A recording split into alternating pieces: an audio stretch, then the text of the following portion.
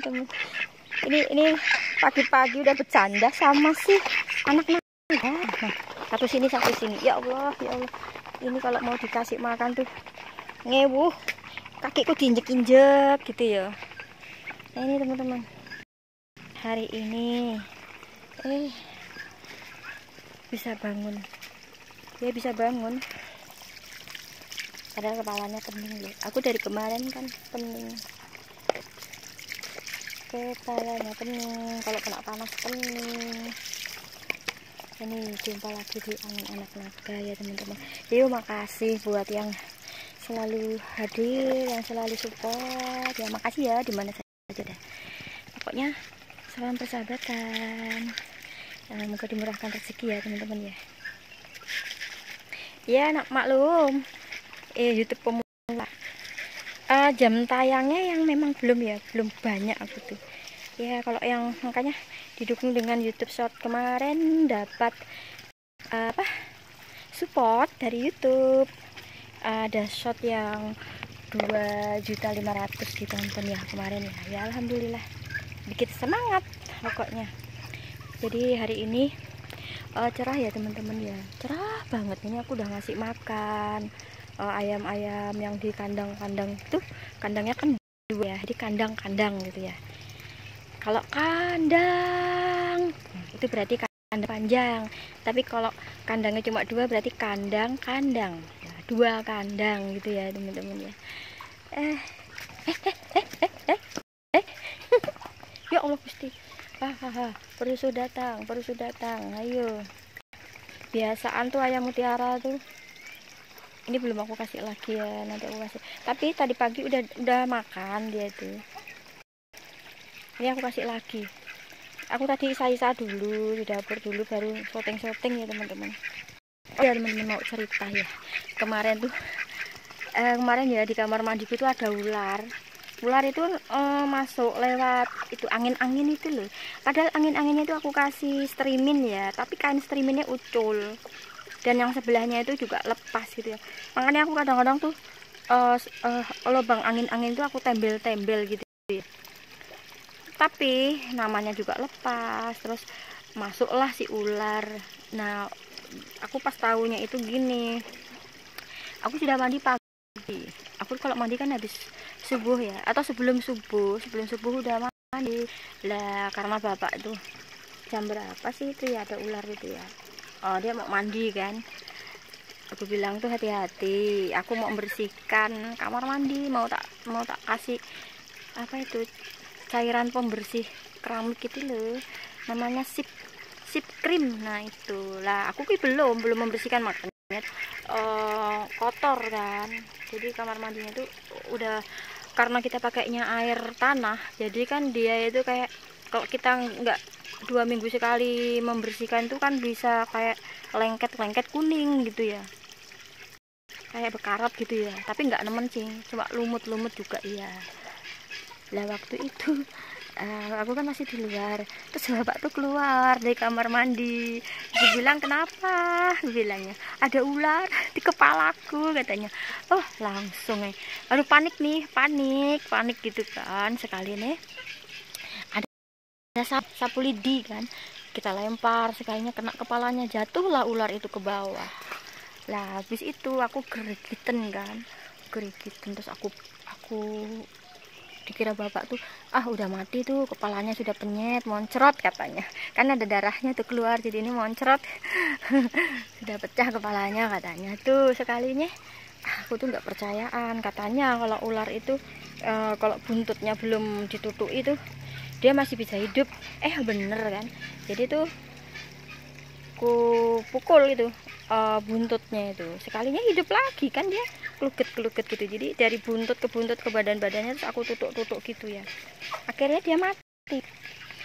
Di sini kalau enggak ular tali picis itu masih kecil ya. Ular tali picis tuh kayaknya tuh ular daun itu aja kecil ya. Dia cari cicak pang di situ, memang cari cicak nggak apa-apa gitu. Cuman dia mengejutkan orang kan. Lah habis itu kalau yang di dalam kamar kemarin dulu, tapi yang dulu ya itu tuh kobra. Biasanya tuh ular kobra yang masuk ke rumah itu. Tapi kita berpikir positif aja. Gue bilang kalau kamu barang halus atau sejenis setan kah jin gitu ya, atau apapun itu, kalau tak suruh keluar sudah keluar. Kalau hus dia tidak mau keluar, tapi kalau dia tidak mau keluar berarti dia kan ular biasa aja gitu ya. Aku mikirnya gitu, ular biasa aja ya teman-teman ya. Jadi dia kalau tidak mau keluar berarti dia mau mati, aku bilang gitu. Jadi kobra itu aku sudah, pokoknya aku sudah membunuh ular itu 5 ular ya. Itu ular yang nggak gede, yang kecil-kecil gitu sih sudah berkali-kali. Mungkin ada 7 kali tuh yang kecil-kecil gitu ya. Nah itu teman-teman, kalau biasanya seorang perempuan tuh paling takut ya, jerit-jerit gitu, jerit-jerit kalau lihat ular gitu ya, apalagi kayak gitu-gitu tuh. Tapi kalau aku tuh enggak, aku biar ularnya besar ularnya tuh. Mungkin yang di dekat pandan itu sebesar itu loh, tuh pohon pisang tuh loh. Pohon pisang tuh kan lumayan gede tuh, sepaha orang gemuk ya. Segini. Nah ini, nah ularnya ularnya sepohon mangga ini, segini teman-teman. Ngeri kan, ular sawah. Nggak apa-apa, dia paling makan ayamku dulu tuh, dia. Tapi ya aku nggak berani nutuk orang dia gede. Jadi aku tuh manggil lah tetangga. Kalau itu manggil tetangga. Tapi kalau yang ular kobra biasa itu aku lawan itu tuh. Aku ambil kayak sejenis kayu ulin. Aku mesti kalau di rumah itu aku sedia tojok itu yang ada runcing-runcing itu. Aku sedia tojok, parang sama kayak linggis gitu ya. Atau sejenis kayu panjang tuh aku pasti di rumah itu, aku kayak pipa gitu udah pasti ya. Jadi kalau ada apa-apa itu aku sigap sudah ngambil itu tuh langsung ya. Kalau perempuan enggak usah terlalu juga sih lebay. Kalau aku nih jadi orang nggak mau lebay ya. Kalau aku bisa ngatasi, ada ular teriak-teriak gitu, enggak, takut gitu, enggak sih. Kalau aku tuh bisa ngatasi, tak atasi sendiri gitu ya, gitu teman-teman. Jadi sering lah kok di sini nih ular tuh udah biasa, karena di sini kan hutan. Nah ini dia teman setia aku nih, anakku nih, anak naga air ya gedenya. Itu dia minta makan ini nih. Dia minta makan. Jadi kalau ada suara aku dia datangin aku. Mungkin dia hafal ya. Kalau ada aku di sini, hafal dia. Aku minta makan gitu ya teman-teman. Ya itulah sepintas cerita kemarin aku membunuh ular tuh, tapi ularnya kecil ya teman-teman. Tapi mengerikan sih kalau masuk di kamar mandi, apalagi di kamar ya. Kalau dulu sih di kamarnya anak-anak sih. Masuk di kamar anak-anak itu. Tapi yang paling ya begitulah, semua orang ada kelemahannya ya teman-teman ya. Kalau aku ular nggak takut, kalau cacing aku takut, cicak tuh aku takut, tokek itu aku takut, tikus takut ya. Tapi kalau ular enggak. Terus ada itu laba-laba besar itu apa namanya, karantula tuh besar tuh, mungkin sebesar itu mangga itu. Nah itu hitam gitu ya, laba-laba beracun katanya. Kalau orang Jawa bilang apa sih, katel ya, hitam itu loh, laba-laba yang hitam gede itu. Kalau itu aku nggak takut. Kalau aku nangkap karantula tuh banyak, sudah berapa kali. Jadi aku kalau nangkap karantula tuh aku bawa toples. Jadi toples aku bawa, terus dia aku cup gitu ya, aku tutup pakai toples itu. Nanti kan lama-lama kita goyang-goyang gitu, dia masuk ke dalam toples, baru aku tutup. Jadi kalau anak-anak takut semuanya. Pokoknya dia, kalau aku takut cacing, anak-anak nggak takut cacing. Anak-anak cicak tuh nggak takut, kalau aku takut. Tikus mereka nggak takut. Jadi apa yang aku takut mereka nggak takut. Tapi justru kalau yang aku nggak takut, mereka takut. Justru kalau ular tuh mereka takut, teriak-teriak, mama ada ular gitu. Mamanya ini yang maju. Terus karantula tuh anak-anak tuh pada gelianan, pasti lari. Jadi itulah. Jadi apa yang mereka nggak takut, aku takut. Tapi kalau yang aku takut, mereka tuh aku yang nggak takut, dia takut gitu. Anak-anak tuh seperti itu. Jadi aku enak kalau aku takut cicak, mereka berburu cicak. Itu ada cicak, nih kalau mama teriak-teriak tuh pasti ada cicak. Iya, itu nanti diambil sama anak-anak tuh, cicaknya diambilnya. Ini kenapa nih mendengarkan? Ini dia kalau aku bercerita dia mendengarkan ya teman-teman. Anak naga ini aku ngopeni anak naga ini dari endok ini. Ini sayang aku nih, ini sayangku, ini cintaku ini. Gagah banget ini sayangku ini. Sini sayang. Hei. Aku punya itu tuh, aku ngopeni dari telur itu tuh, makanya dia kalau ini deket-deket sama aku, kadang nyosor kakiku tuh. Jadi aku punya naga darat sama naga air ya teman-teman. Nah ini teman-teman, ikanku ini aku nggak ngasih makan loh, tapi dia ada sekelilingku. Aku kalau ngobrol kayak gini nih, ngevlog gini, dia pasti muncul, karena dia tahu kan kalau aku bersuara itu dia pasti dikiranya ngasih makan. Tidak apa-apa, habis ini aku kasih makan ya nanti ya. Oh, saya tak lihat dulu anak nagaku ya. Ayo lari. Itu aku lemparin makanan lagi, dia lari. Itu emboknya itu loh, kenapa nggak netes endoknya. Saya tak kasih lagi.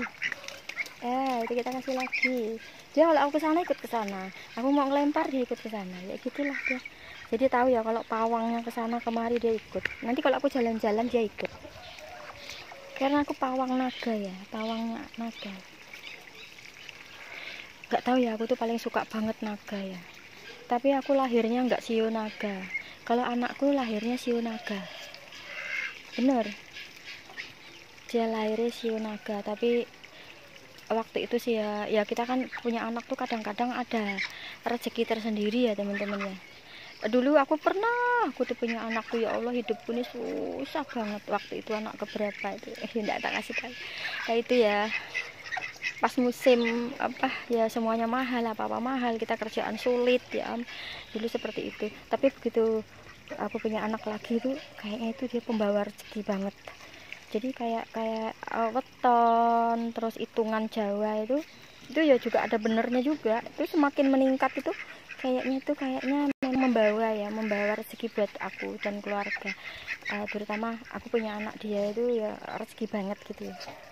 Sampai sekarang, kalau dulu tuh susah banget, aku sampai kerja buruh kesana kemari demi untuk makan aja itu cukup aja gitu ya. Sampai kami berdua nih kerja mati-matian pokoknya. Ya cukupnya segitu-gitu aja, nggak ada lebihnya. Jangankan nabung ya, susah pokok zaman dulu. Tapi pas aku punya anak, ya itulah. Dulu sionya naga, terus dia lahirnya itu kayak weton itu lebih tinggi daripada kami dulu. Meningkat gitu loh wetonnya. Ya namanya juga omongan orang tua, kita lihat aja. Ternyata ya ada membawa berkah juga lah katanya. Anak tuh membawa rezeki sendiri-sendiri ya, seperti itulah yang kurasakan. Tapi enggak apa, kita bersyukur aja. Anak kita mau gimana, lahir membawa rezeki seberapa, itu kita harus tetap bersyukur. Sementing anak-anak kita besarkan sehat sampai besar ya. Jadi kita nih nggak ada yang anak kayak membawa sial atau anak membawa ini, enggak. Tapi kalau aku perkirakan semua itu rezeki itu semakin meningkat. Tapi memang kalau yang kata omong Jawa itu kayak gitu, orang Jawa itu kalau kita ada merasakan masa sulit juga, nanti akhirnya kita juga merasakan masa yang enak gitu ya. Jadi kita kalau kita mau bekerja keras, bersusah-susah, nanti akhirnya juga kita akan menikmati hasilnya. Gitu aja, kita jadi berpikir positif bahwa Tuhan itu memberi rezeki kalau kita emang berusaha kerja keras. Dan kita tuh nggak berpangku tangan, jangan malu dan jangan gengsi gitu. Itu insya Allah lah kita nih rezeki akan kita raih. Ini mendengarkan ini kalau ada orang ngomong nih. Ini kita sambil ngevlog, sambil ngomong, sambil ngasih makan anak naga ya teman-teman. Jadi ya seperti itu teman-teman. Jadi sebagai manusia itu kita kalau lagi kekurangan, lagi susah ya memang susah, tapi ya kita jangan meratapinya ya. Tetap aja syukur. Kalau kita susah masih ada yang lebih susah. Iya. Kalau kita dapat rezeki sekian cukup untuk makan ya sudah, disyukuri aja, alhamdulillah bisa makan gitu ya. Kalau aku kadang-kadang walaupun aku nggak punya apa-apa gitu, kalau aku ada rezeki tetap berbagi sama yang lebih susah daripada kita gitulah. Pokoknya jadi orang tuh berpikirnya baik, positif. Kalau masalah susah yo wong kabeh pasti pernah ngerasain susah ya kan. Kecuali lahir sudah kaya raya. Nah kolong merat, kalau kita nih ya anak rakyat jelata ya kutini ya memang bekerja. Oke ya teman-teman, video aku akhiri. Nanti kita bikin video lagi tentang ikan ya teman-teman ya. Oke. Terima kasih buat semuanya. Thank you. Jangan lupa ditonton ya.